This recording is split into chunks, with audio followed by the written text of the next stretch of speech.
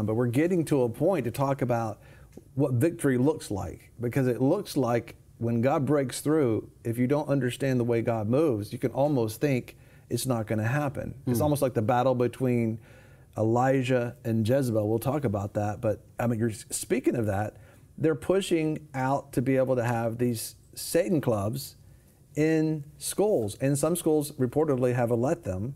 And we'll be talking about in a moment how the last thing that the former president, President Obama, did was his IRS pushed through the tax-exempt status for the Satan clubs. It's like, could it get any worse?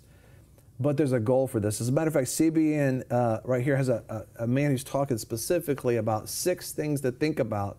And what they're really focusing on is really trying to get the Christian clubs shut down.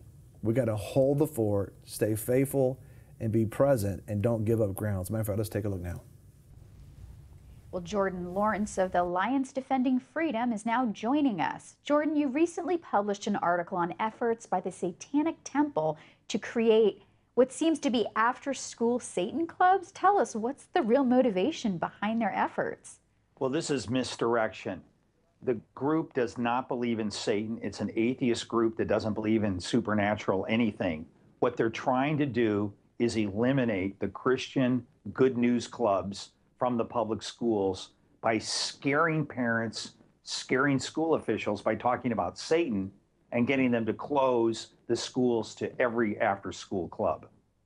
Jordan, is this a real threat? Do you think they will succeed in getting these clubs in public schools? Should we be concerned about this? I don't think it's a threat, and people, because they have to understand, this is not some scary satanic cult drinking goat's blood or something like that.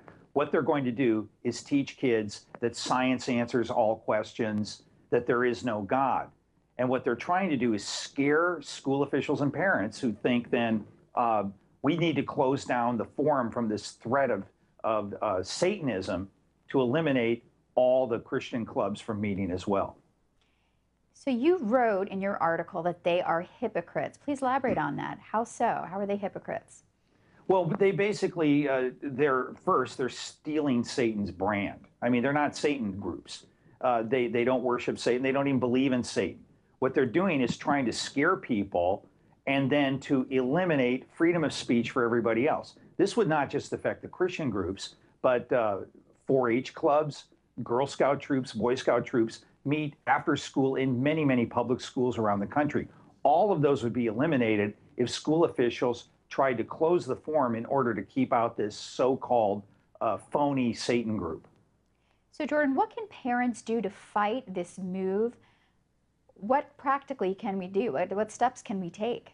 What parents need to do is to understand what's at issue here is freedom of speech, not preventing Satanism. There's no Satanism here. What they want to do is have an environment at the schools where private groups can come in after school on the same terms as everybody else, and school officials cannot selectively eliminate them because of what they talk about, especially their religious beliefs. This is a threat to our civil liberties, not bringing evil and Satanism into the schools. Now, could it also backfire on them and affect gay-straight alliances? What about those other groups? Is this going to backfire?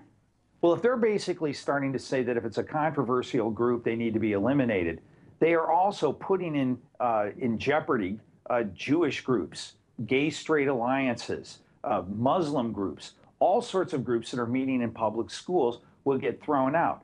And if they hypocritically say, well, for example, a gay-straight alliance can stay, but the religious group, the Good News Club, has to go because they talk about the Bible, that is a violation of the First Amendment, because it depends on what the private group is talking about to decide whether they get in the school or get eliminated. And the Supreme Court has repeatedly said you can't use religion as the reason to exclude a private group from meeting in a space generally open to everybody else. Well, thank you, Jordan, for shedding light on that. We appreciate it. Thanks for joining us. You know, Jordan said this prior to what we're seeing take place now, where they're actually putting these Satan clubs in reportedly some of the schools. But not only that, the last thing, one of the many last things that was done in the former President Obama's administration, his IRS, they push through the Satan clubs to get it tax-exempt status. As a matter of fact, take a look at this. This is what CBN's reporting here. It says the IRS gave fast-track approval for after-school Satan clubs under President Obama. The federal tax agency took only 10 days to grant tax-exempt status for the Satan clubs. What news comes after Judicial Watch that obtained these records? The IRS fast-tracked the deranged satanic cult to operate as a non-profit in a taxpayer-funded elementary school. So IRS is saying, hey, how far have we come from our original This is crazy. It has been crazy. I mean, we thought it was crazy prior to the last 8 years, but the last 8 years, it was like hooked on phonics crazy. You know, think about that. Yeah. I know that one of the candidates who was running for office, you know, she was saying that the fundamental religious beliefs need to be changed in this nation. And you're looking at using this as a tool to be able to come against Christianity, to shut it down and just go to science. You know, global warming and all these different things they're talking about science being the thing versus God being. Go ahead. It's unclear why Obama's administration, IRS appointees, gave Satan clubs such special treatment back in 2014 after they had been stonewalling dozens of Tea Party, conservative, and Christian groups for years. Regarding that scandal, Judicial Watch says it obtained piles of government records showing how the IRS illegally colluded with another federal agency to single out groups with conservative-sounding terms. Meanwhile, the satanic organizations behind the clubs is working to target any schools that have a quote-unquote good news club, launching an after-school Satan club there to counteract the Christian influence. The IRS application reveals one Tacoma, Washington school official's concern based on the following quote from the Satanic Temple's website. The Satanic Temple is not interested in operating after-school Satan clubs in school districts that are not already hosting good news clubs. So they actually want to go where there's Christians meeting at a Christian club. Right. So they're saying, hey, listen, if there's not a Christian club at that school, we have no interest there. Well, so you think about that. What you're looking at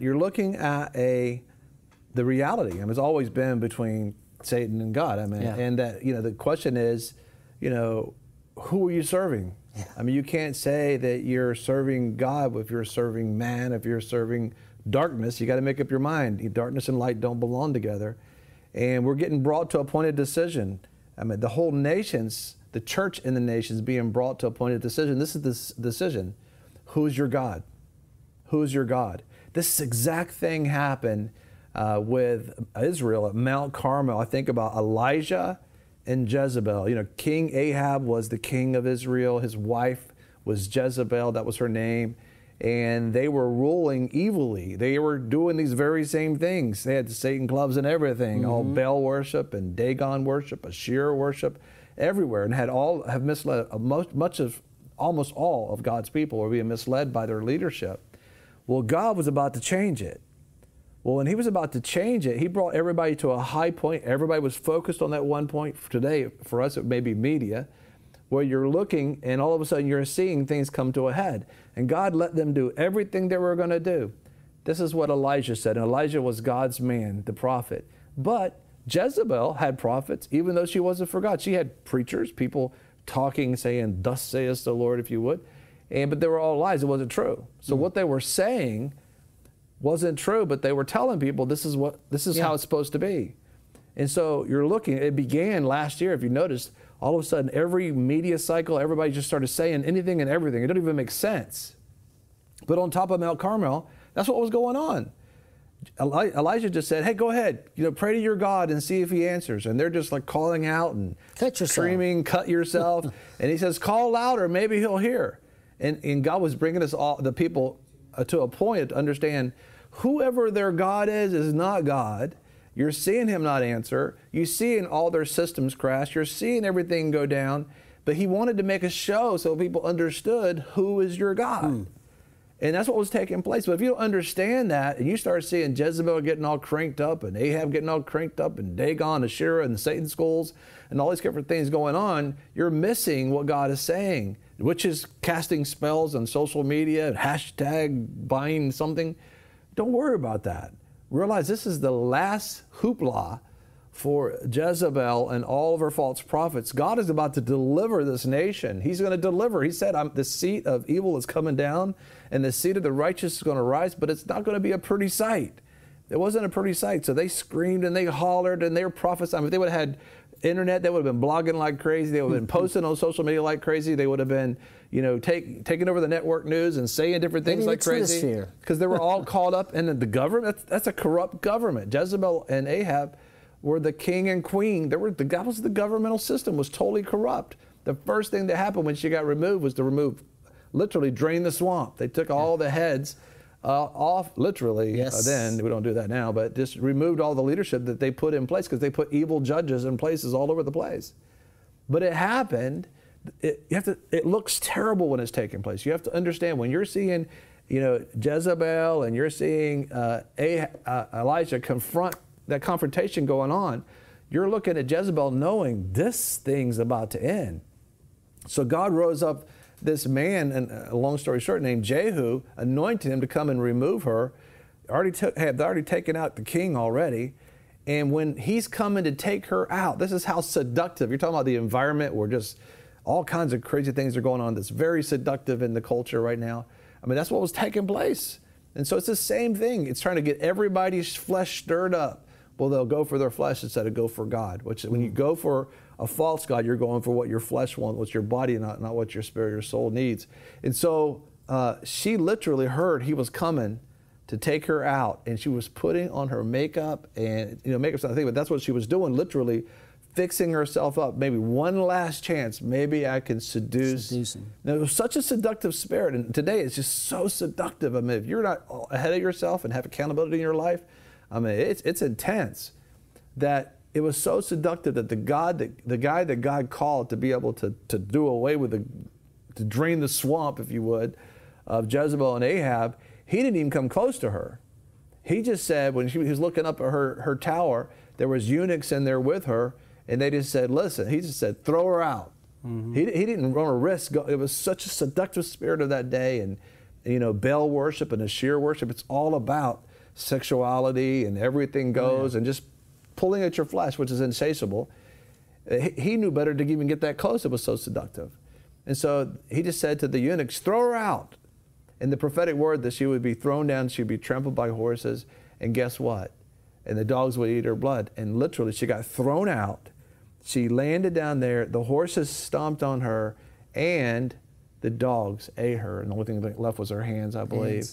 And so God talks about Jezebel's spirit, if you would, in Revelation chapter 2. Those who tolerate Jezebel and her prophets who lead God's people astray to sexual sin. I mean, it's still it's important. And so understand that you got to just stay with God during this time. Understand everything's going to be cranked up. The only reason you can stand is because of God. You can't, I'm not going to do, you can be taken down very easily because it's just very, very wild, the things that are going. They're trying anything and everything, every lie they could possibly say. And very well, some people might not make it through this process, but if you stay faithful to God through it, that's awesome. The next generation has a new leadership under Jehu is taking place. But that's what happened. So when you're looking at that battle taking on, when you saw, election night, when you're watching these commentators talk, I mean, all night long they were going, well, this is who's going to be the president, and this is what's going on, and it really looked that way, and you could have believed that.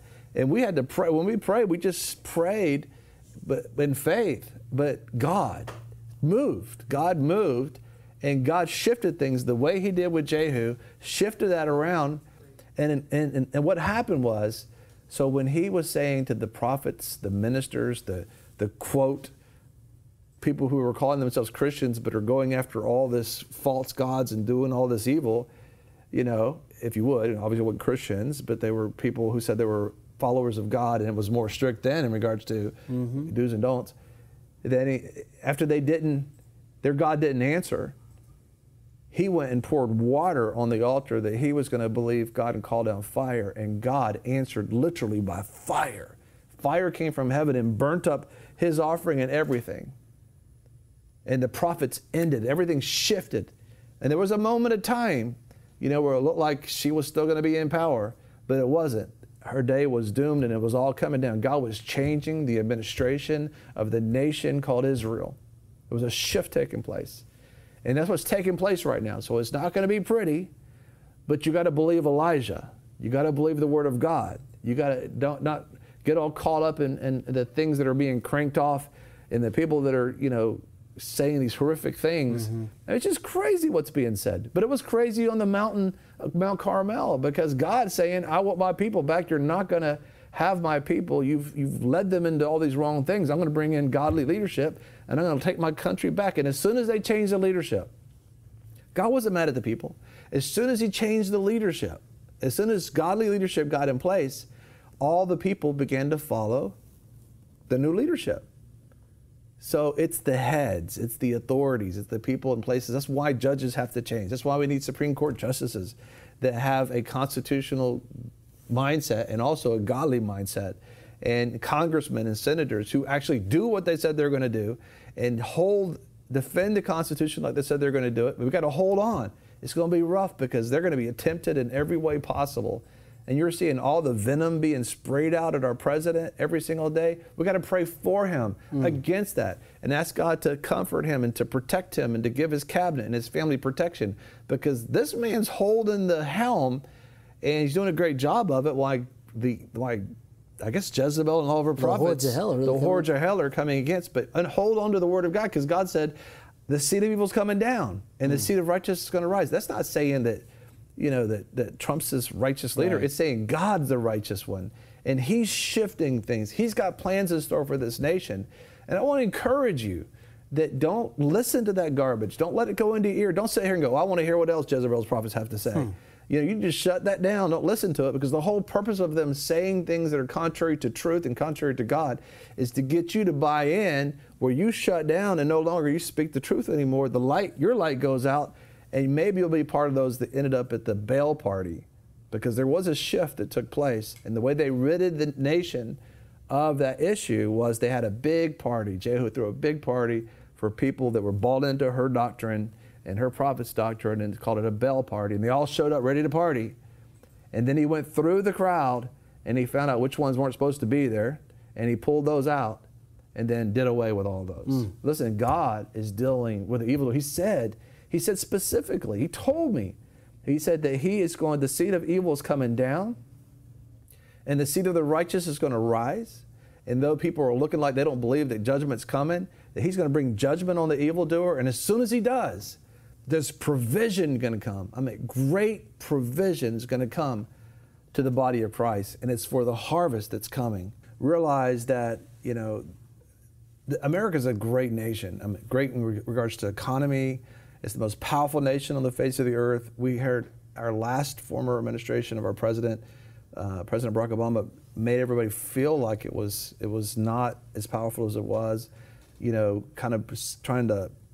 God was allowing us to be humble, I believe, through his administration. I think that he was God's set man to get the attention of the world, and it worked. And it happened. It worked. But, and so we have a responsibility. There's a reason why when Rex Tillerson just the other day called a meeting of all the leaders in the nation, and they all showed up. There was hundreds of nations that were there represented. And he's the Secretary of State, for a President, Donald Trump, for us. And they all showed up. And the reason why is because we have a responsibility. When you're that large and you have that much wealth and power and military strength, and we're known for our humanitarian help and getting the gospel out and being a foundational Christian foundation nation. We have a president right now that's saying, I love America, that, the America that we can be great again. And that's not a negative thing. When you're in a fight and you look like you're going to be taken down and some person greater than you shows up and helps you not be destroyed in that fight, you're thankful for that. You don't say, hey, send me a scrawny person over here to help me out. You want somebody that's going to fight. Well, America has come and helped a lot of people who are being hurt by other nations and other people. That's happened.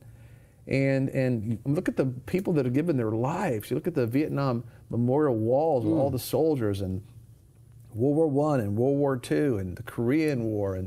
And we just so thankful for those that laid down their life for us to have this kind of freedom with Iraq and the Gulf War and Afghanistan. And And even our military was being belittled. Our presence all over but the they're world. funding it now. Yes. They're funding the military, and I'm so thankful for. I'm thankful that you didn't leave the military. I'm thankful that you didn't leave law enforcement. Things are changing.